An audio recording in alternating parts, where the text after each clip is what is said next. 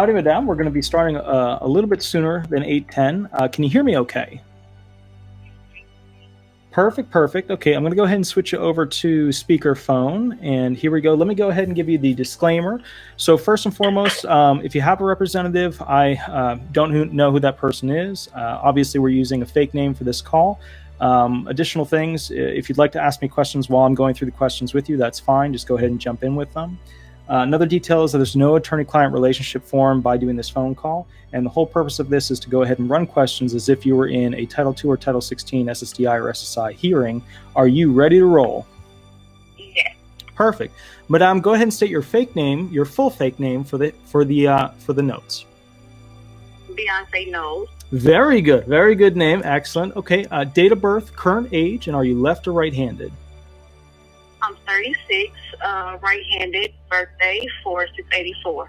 Okay, excellent. Can you walk me through this? What do you believe is your most severe impairment? Inflammatory arthritis. Tell me, do you have any mental impairments? No. Okay, so the arthritis, when did it start? April of 2019. Okay, and was it severe at that point, or did it just start to become a problem at that point? It started to become a problem. Over the month, that's when it starts to get severe. Okay. So can you tell me, when did you apply for disability benefits? July of 2019. Okay. So walk me through this. Do you have any other impairments, physical impairments, that you believe are severe? Besides the arthritis is nothing else but the arthritis and some depression. Okay. Some depression. So now, out of the depression and the arthritis, which do you feel is most severe? The inflammatory arthritis. Excellent. Okay. Now, help me out with this. I would imagine it's pretty bad, right? That's why you filed for disability benefits? Yes. Okay. How far do you think you could walk before you'd have to sit down or lay down?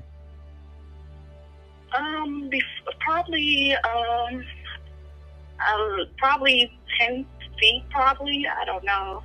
10 feet? Okay, that's pretty short distance. What do you feel after walking 10 feet? I'll be out of breath, pain in my knee, and it's real stiff, and I have a permanent limp. So after that short amount of time, I have to really sit down. Okay. Do you have a sharp? Do you have a pointy? Do you have a lightning-like? Do you have a grinding sensation? What kind of pain is it? Like a short pain, and I can hear my knee bone pop. Okay, excellent. And which knee is worse?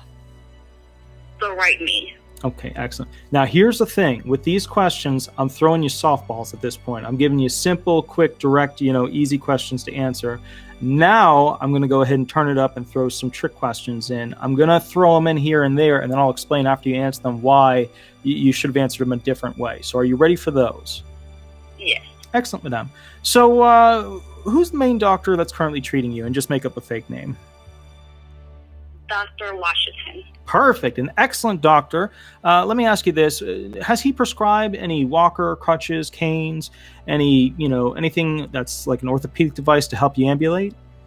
A leg brace. A leg brace. Excellent. And is it on the problematic leg or is it on the better leg? On the problematic leg. Okay. So you can only walk 10 feet. One would presume that you'd also be prescribed some sort of walker, cane, crutch, wheelchair along with that. Why don't you have one of those? I have no idea. Okay. So do you currently have insurance? Yes. Okay. And with this insurance, do you go regularly to that doctor? Yes. Okay. And how often do you go to see that doctor? Is it once a month, once every, 2 months? Once every 2 months. Okay, excellent. So that's quite a bit. So that's a good seeing physician. Now help me out with this. Since you're seeing that doctor so much, that doctor should have a pretty good idea as to what's going on with you, correct? Correct. Do you feel that doctor also believes that you could walk only 10 feet before you'd have to sit down or lay down? I don't know. Okay. I don't know. Okay, that's fine. So I'm going to skip off of that. Let's talk about medications. What kind of medications are you currently taking? Besides the cortisone, it's two I take. I don't know how to say them. It's one is something's go with an M, and the other one is go with a P. And they both are for inflammation and if you have rheumatoid arthritis. Okay, excellent. Now walk me through this. So you're on these medications, you know probably what they're for, but what side effects do you get from each? Drowsiness, I have stomach pains, diarrhea, and that's pretty much it. I just be tired once I take them.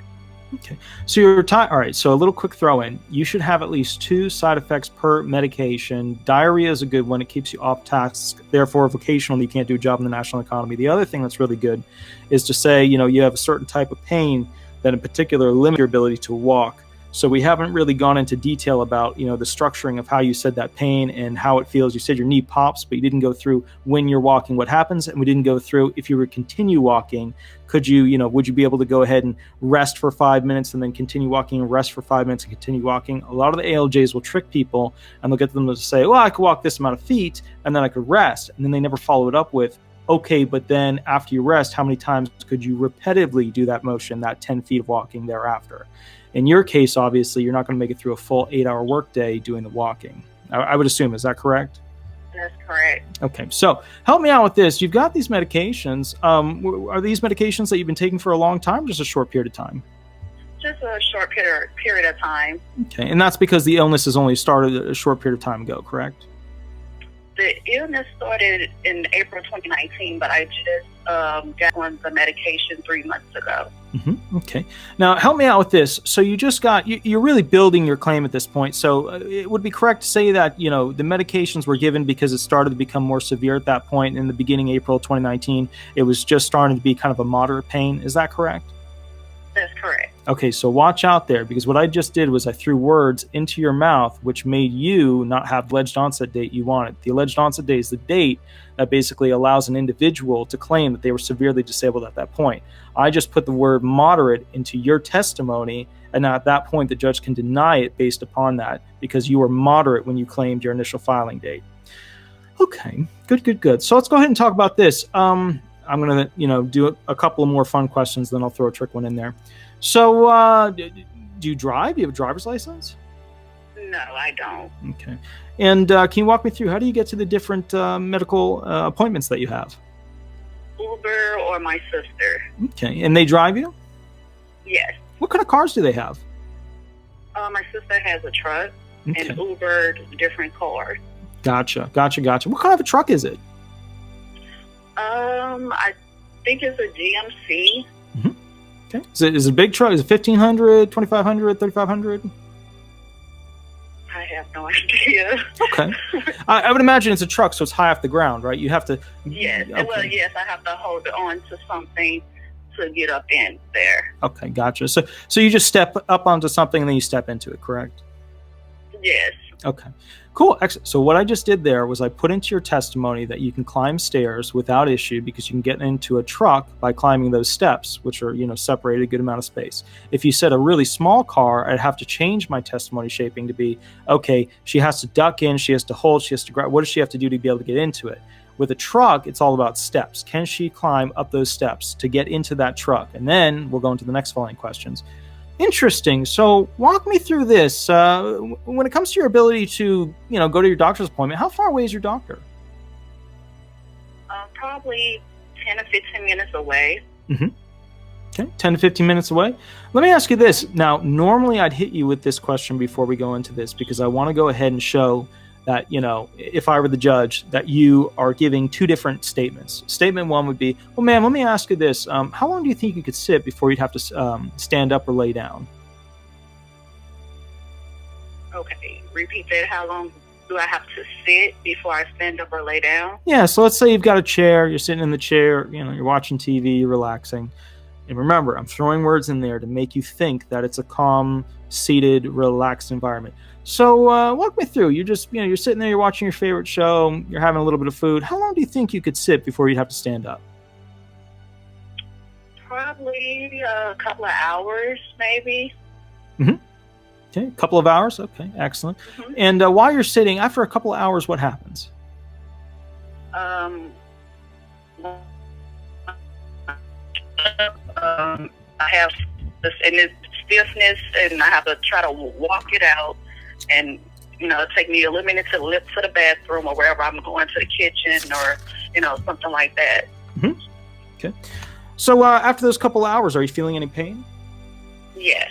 Now remember, a judge won't interject with that. A judge is not going to give you a softball. A judge is just going to write down no pain, you're fine, yada, yada, yada. Okay. So walk me through this, and I'm taking a few notes, and the reason why is I want to go ahead and go back to something later. I'm going to trick you with this. Let me ask you this. Do you live by yourself? Do you have a husband? Do you have a boyfriend? No. Okay. All right. Now, do you live on the first floor or the second floor? First floor. First floor. Okay, understanding. So, are there any steps in and out of the building in the front or the back of the where you live? It's a basement. Okay, it's a basement. So you have to walk downstairs to get into it, correct? You do. Okay. How many steps do you have to take to get down there? I have no idea. I know it's a lot, but I haven't been down there. Okay. And walk me through this. How long have you been, I'm assuming you've lived there for quite some time. Is that correct? That's correct. Okay. And are you currently working right now?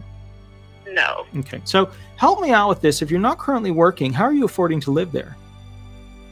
My sister helps me out. Well, I stay with family, so my sister, helps me out with things. Also, last year when I was trying to work with the illness, I had a 401k plan which when I couldn't work anymore, I just took that money out. Mm-hmm. Okay, gotcha. So now here's the thing. I'm going to throw this in. Judges won't, because I'm a little bit worried about your claim at the moment with this particular thing. You were working, but I'm sure. Did you file for both programs, SSI and SSDI? After I stopped working, yes. Say it again. After I stopped working, I did apply for SSDI and SSI. Okay, excellent. All right, so here's the kicker. If you are receiving benefits from a friend, a family member, anybody, could be a room to stay in, could be money for rent, could be $150 from grandma, whatever. If you do not have a loan agreement to repay that person, then those months that you could potentially get SSI, and even if you go on SSDI, you can still get some SSI months in the very beginning. It's a little trick that we use because for SSDI, the first 5 months don't count. For SSI, only the first month doesn't count. So you get an additional 4 months there. It's a more money, tactic. If you don't have a loan agreement with that person, then they get to cut down your benefits for each month that you're waiting for SSI benefits by 1/3. So imagine that 783 getting down to around 500 and something. Okay, so just something to keep in mind. So, Madame, do you have a loan agreement with this other individual, with this sister of yours? No. Okay. Can you tell me? Walk me through. She pays. Now I'm going to dig in on you. Who pays for the food? I get food stamps. And what are the food stamps? The amount Mm-hmm. of $646. $646. Okay, so I'm assuming you have children there as well? Yes. Okay, how many children do you have? 3. Are any of them receiving disability benefits? No. Okay, and how old is the youngest child? 2 years old. 2 years old. That's good. That clears the whole April of 2019 situation. Because if we were talking 1-year-old, then we'd have a problem because we're in April, and then the question would become how severe was she in order to have a child? That's a trick question they use. All right, let me ask you this.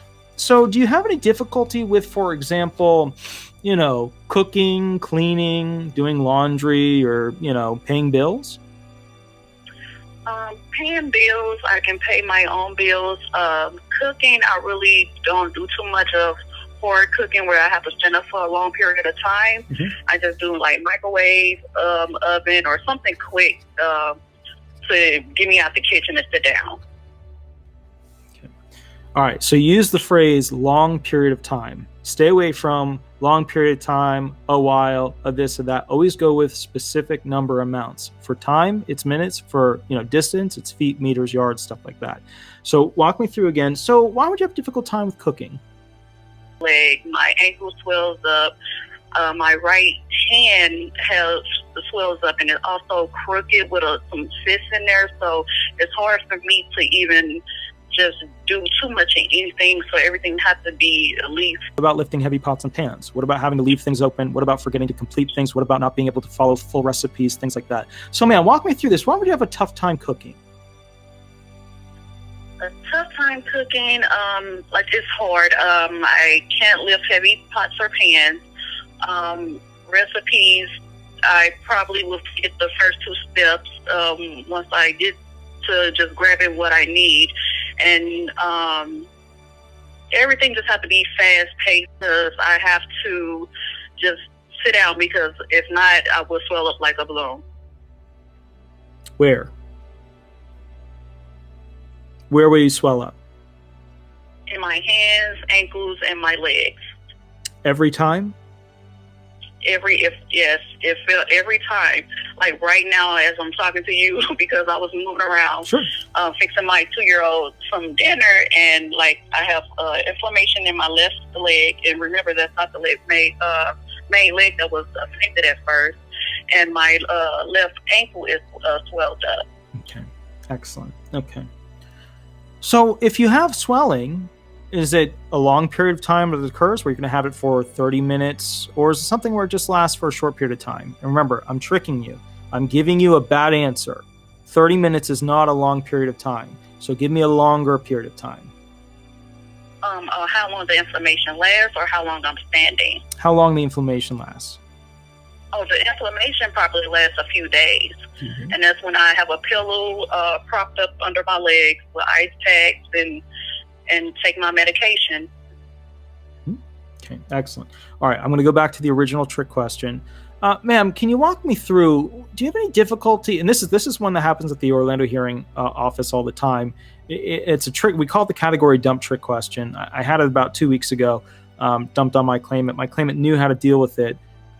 I'm going to give you a little answer to the trick to this one. That way you can kind of move forward and do a really good job on it. When I give you a category, cooking, cleaning, laundry, or paying bills, you have to be able to show with each and every single category why you can't do those, and you have to be detail oriented specifically with your impairments, because each one of those categories represents a job, a vocation that you could potentially do. Like cooking, you could be a chef. Cleaning, you could be somebody that's a cleaner at a hotel, motel, whatever. Laundry, laundromat. Paying bills, accountant, things like that. You know, maybe not at the full accountant level, but you can be an assistant. So, man, walk me through this.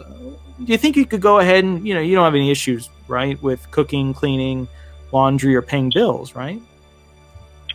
I do have issue with those things. And walk me through them. Okay, and with the cleaning, I probably can just pick up a couple of items behind my 2-year-old, and other than that, I cannot bend, I cannot kneel, even try to reach for things is hard. Cooking, I probably can last 15 minutes, because anything longer, standing in the kitchen trying to probably fry some chicken is not in my book anymore, because I would have inflammation everywhere and short pain everywhere. Laundry, I have my 16-year-old does that. She helps me out with that. And paying bills, I have no problem paying bills. Not even with the depression? You don't put it off? It gets put off if I'm oh my goodness. You're doing really well, by the way. Like, I know Beyonce is the name we're going with, but you are really doing well. Like, I got to tell you, I'm happy. Like, this is a claim with a claimant that I could push forward. Like, the alleged onset date has to be changed, and we'd have to figure out exactly when the severe impairment truly became severe. But you're doing really well, so keep rocking it. Yeah. Okay. But with the depression, yes, I have children. I have to pay the bills. Okay. So you're able to stay on task, and you're able to focus and concentrate without issue, and you're able to pay those bills without issue? Without issue, yes. Okay, so be careful there. I just stated you can concentrate, you can stay on task. I just threw a bunch of words in there that are all part of what's called an RFC, residual functional capacity. We use that to say what a basketball player, some sort of professional sports player, they measure how high they can jump, they measure how far they can run. Well, we do a disabled person's version of that. And that disabled person's version, it includes things like how well can they concentrate, can they stay on task, stuff like that. So if I'm feeding you words, then you need to find a way to explain to me why you couldn't do those things or why those words are incorrect. So let me ask you this. When it comes to concentration, it sounds like you can really sit down and concentrate, get the bills done, take care of all the kids, stay on task, and get all those things done. Is that correct? Oh my goodness. Yes. I'm trying to figure out how to answer that because it's like you said, it is hard. Now that I'm glad we're doing this. It's real hard because with that, it's like I don't have a problem paying the bills, even though you could have a slight depression. But concentration. Sometimes maybe I get a little thrown off here and there. But it's that question is hard because it's like I don't know how to explain it. Okay. Let's skip it for now. Let's go on to the next one. But you're doing really well. So walk me through this. If you receive the benefits, the monthly check, the insurance, how would you use them? To take care of my children and my bills. That's what it's for. Okay. Do you smoke cigarettes? No. Do you drink alcohol? No. Okay. Any history of narcotics, anything like that? No. Okay. Talk to me about your daily activities. What do you do on a daily, basis? I know you're taking care of your 3 children, but walk me through, morning, middle of the day, and at night. When I wake up, it takes me a minute to get out the bed. First of all, I wake up, just go in the restroom, take a shower, make sure my 2-year-old, because she's right behind me. The next 10 or 15 minutes, she's behind me. Make sure she's dressed. And besides that, the rest of the day is just making sure that the kids are okay. I'm trying to be okay and can't do anything else but just those things, just that. Okay. Get up and try to get through the day, basically. So you're able to take care of 3 children. Obviously, that's a struggle for most people. So do you think you're good at it? So far I am. I have a 2-year-old, 13-year-old, and 16-year-old. The 13 and 16-year-old, they help me out a lot. Mainly, I can just tell them what to do, and they do it. And the 2-year-old is the one I have to really try to get settled because at 2 years old, they're all over the place and it's hard. Sure. With my condition. Sure. Okay, now I'm going to dig in on you a little bit. So I'm just giving you a heads up. I'm going to beat you up a little bit. I love you. I love Beyonce. I love your music for a long time. I love the movies you made. I got to tell you, I'm a big fan. I'm going to dig in on you a little bit. And this is the part where you're going to be sitting there going, oof, I don't have a good answer for that. That's okay. That's why we're doing this. So you've got these 3 children, right? Which ones are in school? Right now, none because of the virus. Mm-hmm. But the 13 and the 16-year-old. The 13 and the 16-year-old. Excellent. What grades are they currently in? The 13-year-old is in the 7th grade, and the 16-year-old is a junior. Okay, 7th grade and a junior. I'm assuming, can the older child drive yet or no? No. Okay, so you drive the children, I'm assuming. No. Okay, who does? No one. They ride buses. They ride buses. Okay, and I'm assuming you help get them up in the morning, things like that. They know how they got. Well, the 13 and 16-year-old know how to get up. They have a onset. Mm-hmm. So they basically know how to get up for school on their own. Okay. Who cooks their meals? Mostly the 16-year-old, but sometimes I do if sandwiches. Just sandwiches, noodles, or a pizza in the oven. But mostly the 16-year-old. I saw her a lot. So she, ever since this happened, she know how to feed her and her sister, some meals to help me out. Mm-hmm. Okay. So walk me through this. So what's the more complex?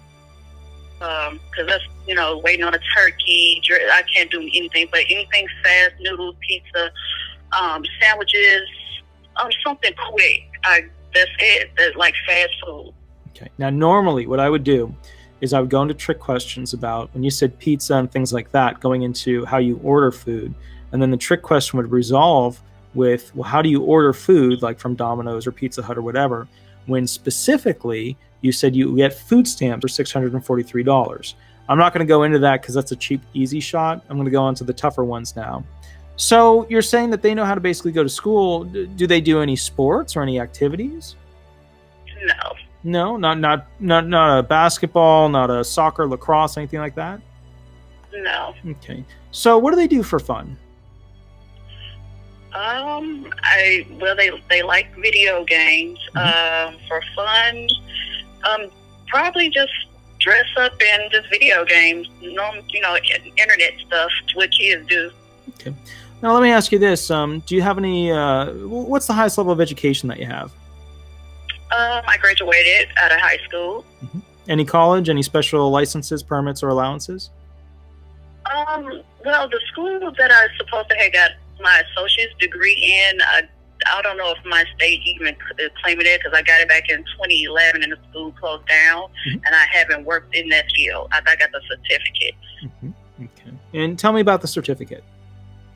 It was for medical assistant. Okay. Medical assistant. Why didn't you go into that field? Because it was hard. You had to pay at that time. I was a little younger. I didn't have I think it was $200 or $300 to pay for your license, and then you had to, try to find. Also have a GED. Did you ever take any, classes that were at a library or anything like that? No. Okay, understood. So walk me through this. People when they work. Usually they're parts of clubs, unions, groups, things like that. Are you currently, or have you been within the past 5 years a part of any clubs or unions, whether for recreational or professional purposes? No. Okay. So what's a current hobby that you like to enjoy? Right now, nothing. I used to love to go out dancing and things like that, but I haven't been doing that for the past year. Okay. So just the past year has been a problem for you. When was the last time you did it? Probably before I hurt my leg. Okay, gotcha. And you said that you also have some depression. So are you still talking to the same people that you used to be talking to? Do I still talk to the same people I used to talk to? Yeah. Not really. Okay. Probably just my sister is the only person because she understands me. But anybody else, I haven't talked or dealt with people in a while. Okay. So you're not very social, correct? Correct. Okay. Do you have a laptop, a computer? Do you know how to use a computer? Yes, I do. Okay, gotcha. So you're not very. So do you have a Facebook account? I do. Do you have a Twitter account? No. Do you have a LinkedIn account? No. Okay. On the Facebook account, when was the last time that you logged in? Probably around Christmas, maybe. Okay, so it's been a while. Well, what were you doing? Were you playing video games on it? Were you talking to friends? What were you doing? Just looking at pictures of what people post. Okay, excellent. Tell me about your sleep cycle. When you go to bed, are you able to fall asleep? Are you able to wake up on time? How does that work? No, my doctor prescribed me some Tylenol PMs because it takes a while for me to try to fall asleep or stay asleep. I be up and down, and so he prescribed Tylenol PM to, so I can try to sleep through the night. Okay, understood. All right, now walk me through this. When you wake up, you try to sleep. I'm sure you're feeling pains and things like that with your arthritis. Can you tell me what kind of pain do you usually feel? Short pain in my leg, and especially in the morning, my leg is real stiff, and it's hard for me to walk. Okay. So, correct me if I'm wrong. When you say you hang on to things, what kind of thing do you hang on to? How my bed set up is a window. When I touched it to lift off the bed, so as I'm walking to bed, I have a dresser right there, and the door is right, like next to the dresser, and the bathroom is right by the door. Okay, understood. So you're able to walk up and down those steps. I'm assuming you leave the house at least once a day. Is that correct? I don't walk up and down steps. No. What about to get into the apartment? I'm on the lower level, so I can just walk straight in. Okay. Before you said it was a basement. Why is it now a lower level? You say why it's a basement in the lower level? Yeah, you talked about it being a basement. Yes, I have a basement is in the lower level. Okay, understood. When you're getting ready in the morning, any difficulty with getting dressed? It takes time to put on my pants, shoes. I have, because it's hard. Like I can't even wear Ugg boots anymore because the way the knee, I can feel that rubbing or something in there going wrong. I don't know, but I can feel that pain when I'm trying to put on boots or anything. So I don't wear those anymore. Mm-hmm. So I have on those slip-on shoes. Mm-hmm. So it takes time, and I just have on slip-on shoes because other than that, I have pain if I try to wear anything like Uggs or any other regular tennis shoes, basically. Okay, next. All right, you're doing a much better job answering now because you're going into the type of orthopedic shoe that you would need to utilize because you can't actually use traditional shoes that you used to be able to wear. Excellent. Going into how you're unable to walk with that would be very strong. Tying it to a specific story about how something happened that changed you over to these shoes would be very good. Do you have any questions for me before I kind of give you a wrap up on some of the things that I noticed? Actually, I don't, because you know, I'm listening to you as you ask the questions and everything. So you are preparing me because I'm nervous with you, but sure. Like I do have to get ready. Perfect. Okay, things that I noticed. I didn't go into transportation a lot. I could have really dug in there because that's where, you know, they take me on a truck, they take me with an Uber. The Uber thing, I'm going to want to know where the money's coming from. I'm going to try and, you know, follow that up and then go after you with, well, who's providing that? What relation are they to you? Yada, yada. Do you have a loan agreement with them? The whole truck thing with getting up high with steps.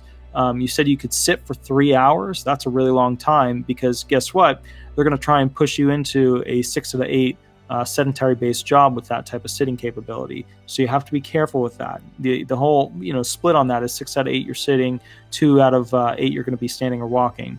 But if somebody's talking about sitting for 3 hours, there's breaks in between that job. So they could go ahead and say, well, you know, if she takes a break, then she could go ahead and continue to sit, yada, yada. So boom, they'll start giving you sedentary jobs. Now, how old were you again? Walk me through that. 36. So we have no grid options on the table. There's no statute that's going to help you with grid options. The 45 to 50, 50 to 55, 55 to 60, 60 to 65, and none of those are going to be applicable.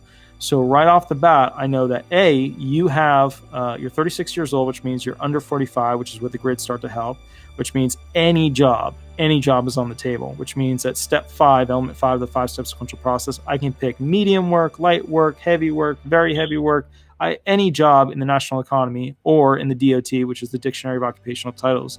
That's what they draw from, all the different jobs that exist in the country. So any job exists that you could potentially do. So what I'm going to, as a judge, look to is, okay, can she do her past relevant work? Maybe, possibly, was any of it sedentary because she could sit for 3 hours. Then I'm going to go into, well, she had that swelling, but she doesn't get it all the time.